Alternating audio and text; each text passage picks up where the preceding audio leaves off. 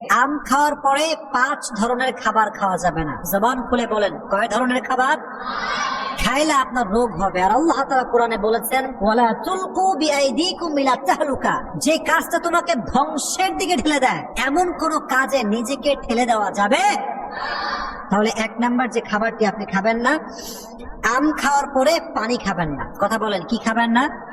এটা হয়তো আপনারা মুরব্বীর মুখে শুনেছেন, এজন্য বলা হয় যে আসলে এটা পানি খেলে আপনি অ্যাসিডিটির সমস্যায় ভুগতে পারেন, কারণ এই আমের ভেতরে এমনিতে প্রচুর পরিমাণে একটা পানি জাতীয় খাবারের ভাবটা আছে না নাই? তো আম যখন আপনি খেয়েছেন, এরপরে যদি আপনি আবার পানি খান, ফলে আপনার পেটে ব্যথা হতে পারে। মেডিকেল সায়েন্স বলছে আপনি অ্যাসিডিটির যে প্রবলেম এটা ফেস করতে পারেন। তাহলে যখন আপনি আম খাইছেন, বেশি বেশি পানি খাওয়া যাবে। আমি এখন একটু পানি খাই, আমি তো আর আম খাই নাই। পানি খাবেন না। 2 নাম্বার, আম খাওয়ার পরে দই খাবেন না। কি খাবেন না প্রিয় ভাইয়েরা? কথা বলেন, কি খাবেন না? কারণ দই খেলে মেডিকেল সায়েন্স বলছে আমের পরে, আম খাওয়ার পরে কেউ যদি দই খায় তার অ্যালার্জির প্রবলেম হতে পারে। কিসের প্রবলেম হতে পারে? অ্যালার্জি। আমি জাস্ট সংক্ষেপে বলছি। তাহলে আম যখন খেয়ে ফেলেছেন, আবার অনেকে দেখা যায় দুধ আম মিক্স করে খায়, অনেকে আছে এরকম। তাহলে দুধ আর আম মিক্স করে খাবেন না, এবং আম খাওয়ার পরে দইটা খাবেন না। দই খেলে কি হবে? আপনার অ্যালার্জির সমস্যা হতে পারে। 2 নাম্বার। 3 নাম্বার, আম খাওয়ার পরে করলা খাবেন না। কথা বলেন, কি খাবেন না? করলা খাবেন না। করলা খেলে মেডিকেল সায়েন্স বলছে যে ব্যক্তি আম খাওয়ার পরে করলা খায় তার বমি হয় বেশি। কি হয় বেশি?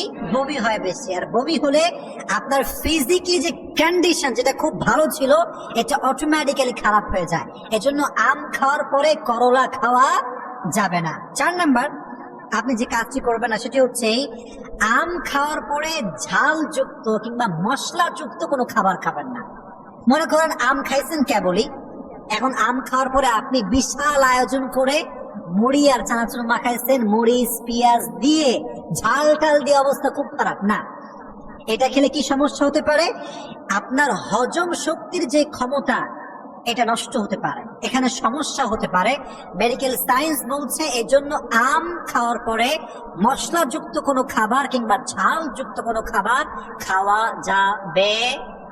4 নাম্বার। 5 নাম্বার যেটি সেটি হচ্ছে এই কোমল পানীয় কোন জিনিস আপনি আম খাওয়ার পরে খাবেন না, কারণ এটা খাওয়ার কারণে ডায়াবেটিসের প্রবলেম হতে পারে। কিসের প্রবলেম হতে পারে ভাইয়ারা? ডায়াবেটিসের প্রবলেম হতে পারে। এটি আমি এই তথ্যগুলো শেয়ার করলাম এই জন্য যে আমরা এখন আম খাই বেশি, কারণ এটা আমের সিজন। এটা কিসের সিজন প্রিয় ভাইয়ারা?